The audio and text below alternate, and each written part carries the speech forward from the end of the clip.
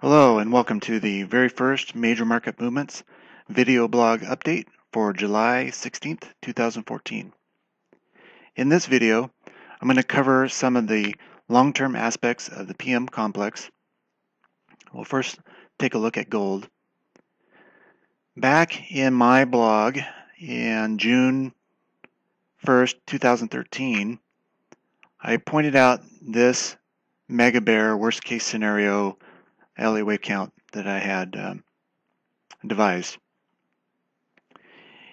It was looking for a wave A down, was looking for, wave C of a complex zigzag type correction. We were looking for wave C to end in the 1150 to 1280 zone. And come into June, latter part of June 2013, we did in fact see that downtrend end in and around 1180. And since then, the market has chopped sideways into the upside, and I do think it has a rendezvous with another test of this primary downtrend resistive trend line here, the black line. We may see a test of that coming fairly shortly, possibly before this 2014 is out. Now how this trend line is tested, how it's dealt with by the market is going to be a key determinant on whether or not this mega bear scenario is going to play out or if the mega bull scenario is going to play out. And here again, back in August of 2013, I came out with the mega bull case, and it would suggest that we are instead in wave 1 instead of primary wave 3. We're in a subwave of primary 3, and we have a lot more upside left to be seen. Since August, just recently, I have updated these counts, and I want to go over them with you in the other charts. So here's the mega bear scenario. In order for this to be correct, we're going to need to see that trend line again respected, and then another series of corrective waves down, possibly another zigzag, that would very likely find an end in this previous wave 3-4 zone between 680 and 1030-ish. But another thing that this move down is also going to have to respect is the wave 1 top, which came in between, depending on how you measure it, came in between 835 and 887 for a wave 4. For the further extent of wave 4, and then we may see wave 4 play out in a very drawn out multi-year sideways correction for multiple years, possibly another decade. Considering that wave 2 down, the sharp from the 1980 high into the 1999 low took about almost 20 years, 19 years or so. So wave 4 in this scenario could take just as long, just a very choppy, sloppy move to the downside that would bore most bulls to tears and cause them to bail probably before a wave 5 run to the upside. But I do not favor this scenario as much as the mega bull scenario. And the reason I don't is because if you were to look at the wave 1 top compared to this impulsive move, if you were to look at it on a log chart, you would notice that the move up into 1980, that move looks stronger and more powerful in percentage terms than this move up from the wave 2 low to wave 3. Wave 3s are typically, by most measures, the strongest wave in an Elliott Wave series. It doesn't necessarily have to be, but it is the most common to be stronger than wave 1. So considering that, I would favor the mega bull scenario over the mega bear. Neither one is confirmed by any means. But the reason that I favor this being a subwave 1 of a larger primary 3 is the fact that this run was not as strong as the primary wave 1 up into 1980.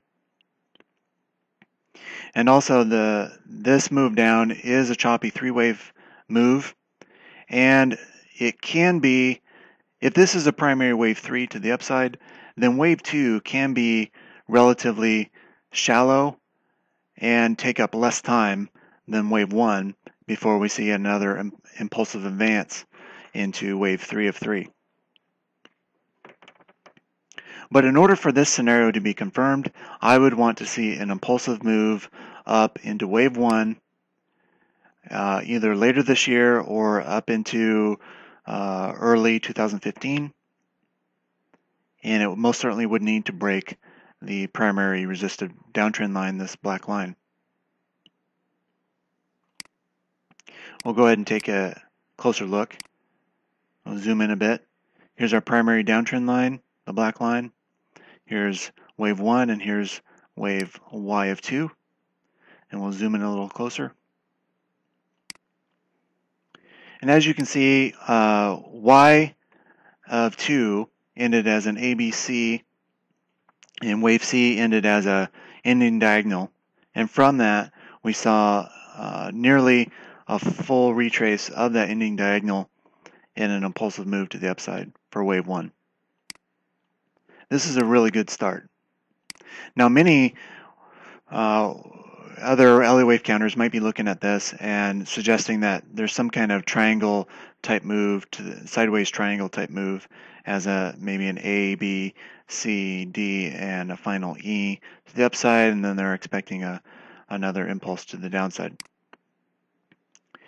And I don't favor that type of move simply because this move up is impulsive. It's in 5 waves, and typically a triangle type move, sideways type move, is gonna develop over the course of several 3-wave moves, not impulsive moves. So with that said, since wave 1, we've had a nice 3-wave correction to the downside with an ABC triangle thrust type move to the downside, and ending at 1240.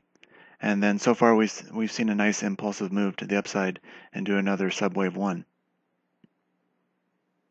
So now what we're looking for is 1240 to be critical support. It cannot be violated or this count is dead. And we're also looking for wave 2 to unfold in 3 choppy waves, preferably into the latter part of July, maybe into August for its completion. And then once it's complete, we'll look for a very strong wave 3 of 3 to the upside, which might be a dead out charge to the upside to challenge this thick black line. And it may just keep chugging forward until we get into, say, November, December, and then follow into a wave 4 correction through the months of November, December.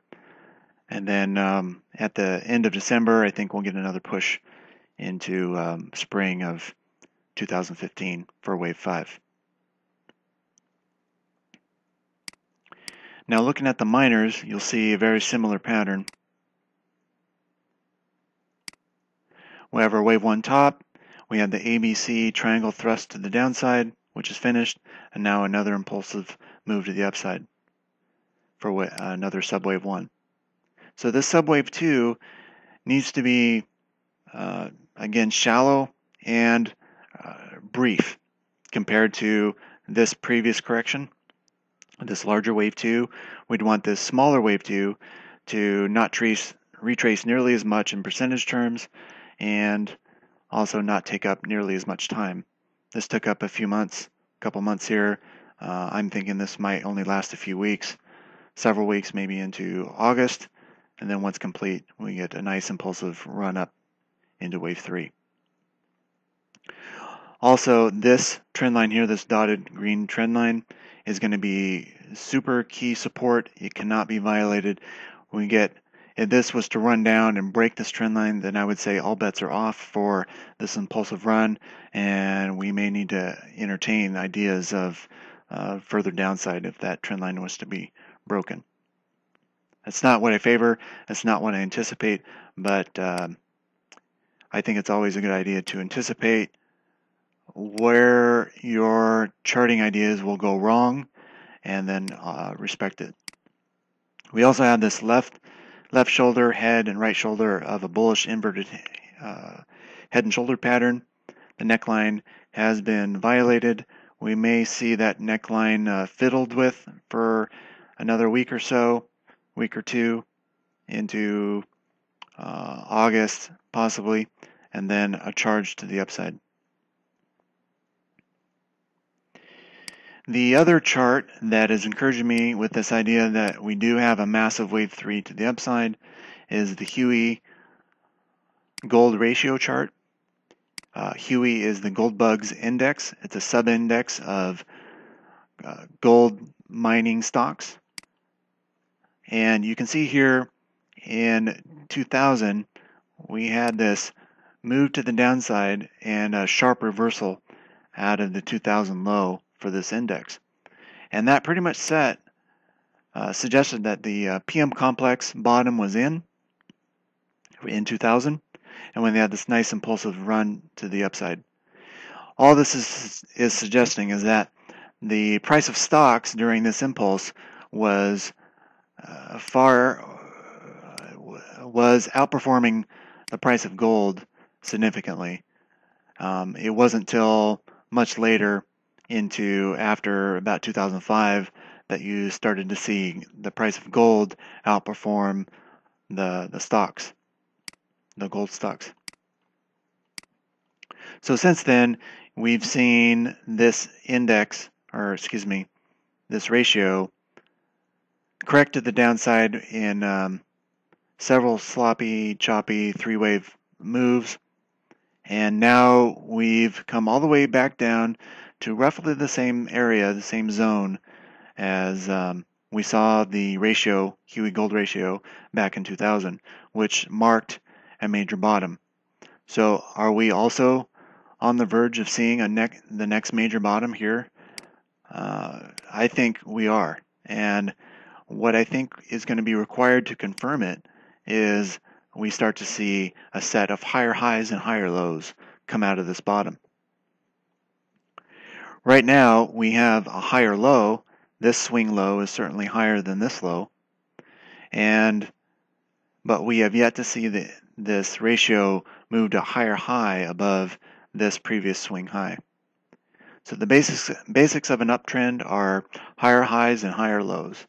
And until we start to see that play out, what I should say is I would want to see that start to play out here soon in order to confirm that this major bottom is in fact in, and we're complete with our correction, and we got another major run to the upside. Just like in this run, this impulsive run up from 2000 to 2003, I do expect to see the miners outperform the underlying gold for the first few years, especially into wave 3, and then gold should catch up and outperform the miners later on into the upward trend. Okay, that's my brief overview of the PM complex, looking at gold and the Huey and the GDX. I hope this was a benefit to you. Expect to see more of these videos coming as I produce more blogs in the near future. You all have a good day and a good hunting to you. This is Quad G signing off. Adios.